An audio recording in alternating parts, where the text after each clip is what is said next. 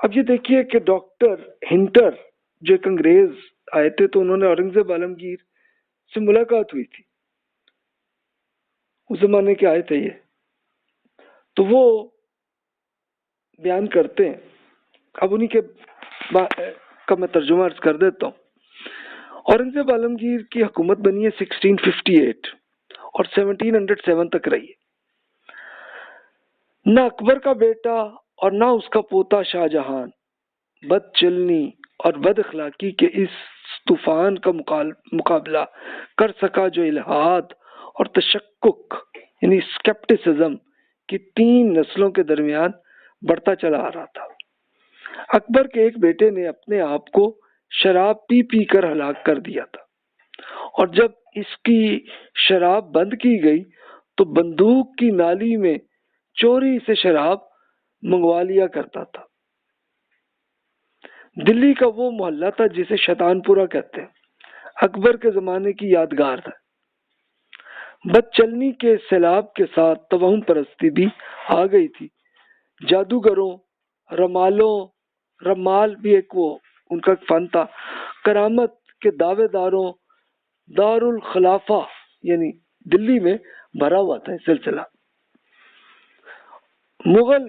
دربار کا ایک فرانسیسی طبیب غالباً برنیر کی یہ جانب اشارہ ہے، وہ لکھتے ہیں، یعنی یہ اصل میں فرانس سے یہ برنیر صاحب آئے تھے بادشاہ کے، تو وہ پھر بیان کرتے ہیں کہ یہاں 2 پیسے لے کر ایک آدمی کی قسمت بتائی جاتی ہے۔ اس جگہ ایک کونے میں ایک پرتگال نجومی دوسروں کے ساتھ دری پر بیٹھا رمل اور نجوم کی باتیں لوگوں کو بتاتا ہے، اور اپنی انجیل کی تصویروں کو نجوم کے برج بنا کر اور اپنا قطب نما استعمال کر کے اپنا الو سیدھا کرتا ہے۔ بد اخلاقی، توہم پرستی اور الحاد کی یہ دنیا تھی جس میں نوجوان زاہد خشک اورنگزیب نے اپنی زندگی کھولی۔ تو یہ حالت تھی، یعنی اکبر بادشاہ نے تو یہ شیطان پورہ بنایا اور وہ معاملہ آیا، پھر ان کی نسل میں کچھ تو بہتر ہوا معاملہ، لیکن چلتا رہا پھر بھی۔ تو اب اس میں ان کے پڑپوتے اورنگزیب پیدا ہوئے۔ تو اب یہ ہنٹر نے ایک پوری سچویشن پوری ریسرچ کرتے بیان کی تھی، تو غالباً لگتا یہی ہے کہ یہ انہوں نے پوری یہ جو ڈیٹیل جو فرانس سے آئے تھے برنیر، تو انہی کی پوری ڈیٹیل کو ہنٹر نے بیان کی۔ اب اورنگزیب عالمگیر نے کیا پھر چینجز کی ہیں؟ پہلے تو انہوں نے یہ کیا کہ بیت المال کی عوامی خدمت کی اور بادشاہ اور بیوروکریٹس کی ٹریجری میں خاتمہ کر دیا کہ نہیں بھی آپ کا کوئی فنڈ نہیں ہوگا، یہ فنڈ یہ پورا عام لوگوں کی خدمت کے لیے آئے گا۔ ملک الشعراء کا خاتمہ کیا۔ یہ ملک الشعراء کیا تھے کہ ایک سب سے بڑے شاعر کہ جو اپنے بادشاہ کی پوری ان کی عزت وہ بیان کر رہے ہوتے تھے، ان کو روکا، ان کو جاب ان کی ختم کی۔ پیراسائٹس کی آمدنی کو انہوں نے ختم کیا۔ پیراسائٹس کون تھے کہ مثلاً آ کے ایک نجومی نے آ کے وہاں جا کے کہانی سنا دینی ہے تو جناب ان کو فنڈ مل جانا، تو یہ اورنگزیب عالمگیر نے یہ روکا۔ پھر انہوں نے کیا کیا کہ ایک ایرانی اثرات کو ختم کیا، مثلاً جشن نوروز کو انہوں نے ختم کیا،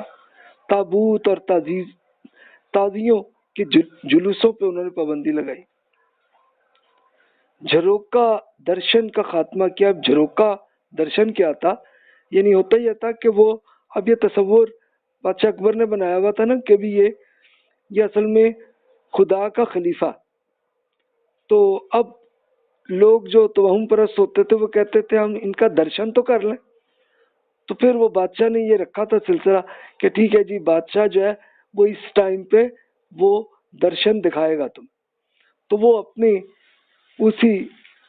محل کے ایک کھڑکی میں کہیں وہ کھڑے ہوتے تو لوگ ان کا درشن کرتے تھے، لوگ ان کے مرید۔ تو یہ ان کے بیٹوں نے بھی وہی رکھا تھا، تو اورنگزیب عالمگیر نے اس کو ختم کیا۔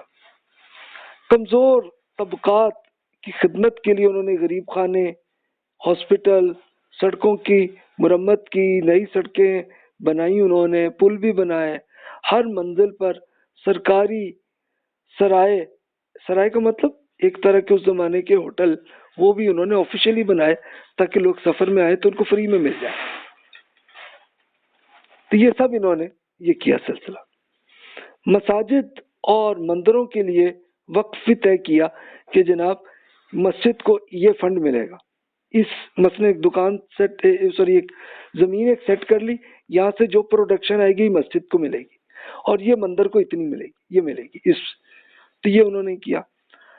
پھر انہوں نے طوائف پہ پابندی کی اور ان کو آرڈر دیا کہ بھی آپ شادی کریں، وہ انہوں نے کیا۔ موسیقاروں نے اب جو میوزک جو کرتے تھے تو انہوں نے ایک پورا ایک کام کیا کہ میوزک کا ایک پورا جنازہ کیا، یعنی وہ ایک واقعہ کیا ہوا کہ اب وہ موسیقار جو ہے اس زمانے کے جتنے ان کے اوزار تھے سب کو لے کے اٹھا کے اور احتجاج کے طور پہ انہوں نے یہی کیا کہ جی اس کا جنازہ لے کے ہم جا رہے ہیں۔ تو ایک طرح کا ایک بادشاہ پہ الزام تھا یہ، لیکن انہوں نے چونکہ روکا تھا کہ بھی یہ اس طرح کے یہ میوزک نہ کرو، اور یہ طوائف پہ کہا کہ چلو آپ شادیاں کرو۔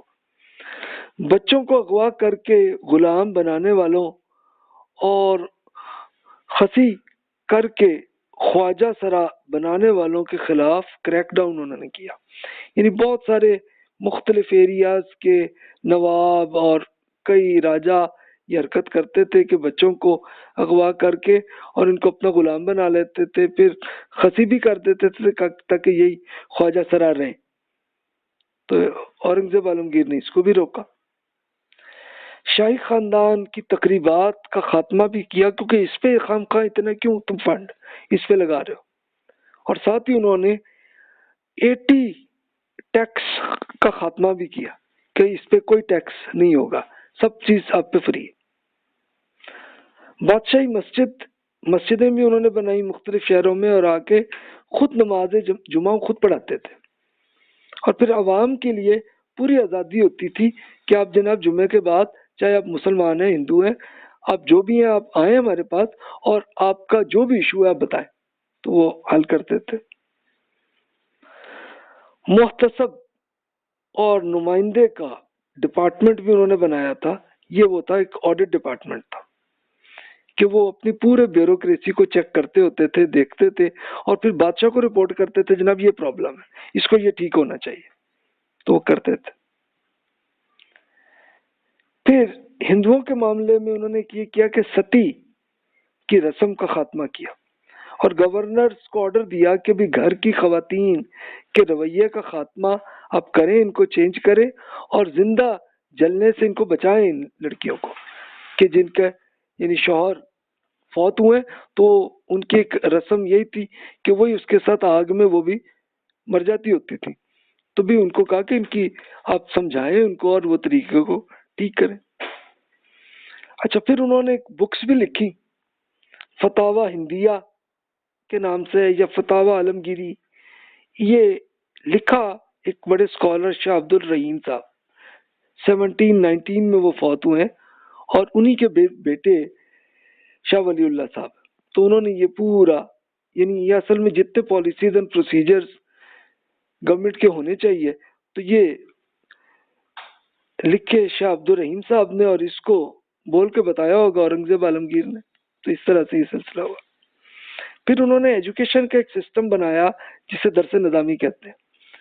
اس وقت ایک بڑے اسکالر ملا نظام الدین سہلوی صاحب، ان کو ایک لکھنؤ کے اندر انہوں نے ایک پورا ایریا ان کو دیا کہ آپ جناب بیٹھیں اور یہ پورا ایجوکیشن کا سسٹم بنائیں، تو انہوں نے اسی کو فرنگی محل کہتے ہیں، ایک بڑا طرح کا محل انہوں نے بنایا اور اس میں کہا کہ آپ اس میں کریں۔ نظام الدین سہلوی صاحب نے جس وقت بنایا ہوگا تو اس وقت وہ پھر اورنگزیب کے زمانے میں بن گیا ہوگا، اور پھر وہ آج تک جاری ہے۔ 1748 میں سہلوی صاحب فوت ہوئے، تو اس سے ہمیں اندازہ ہو جاتا ہے۔ اب ایک دلچسپ کیس ذرا دیکھتے ہیں ہم یہ وہی برنیئر جو ایک ڈاکٹر تھے اور وہ آئے ہوئے تھے انڈیا میں، تو انہوں نے ایک اپنا سفر نامہ لکھا. تو فرانس سے وہ آئے تھے اور ان کے سفر نامہ ہے the travels in the Mughal empire 1656 to 1668 تک، 1656 to 1668 تک، یعنی 12 سال تک وہ انڈیا میں رہے. تو اپنا سفر نامہ انہوں نے لکھا، اس کا ترجمہ میں عرض کرتا ہوں. اب میں یہ نہیں کہتا کہ میں نے فرینچ زبان تو مجھے نہیں آتی، تو اسی کا جو انگلش ترجمہ مجھے ملا تو میں نے اس کا پھر اردو میں ترجمہ آپ کے سامنے عرض کر دیتا ہوں، اس سے آپ کو اندازہ ہوگا صورتحال کا.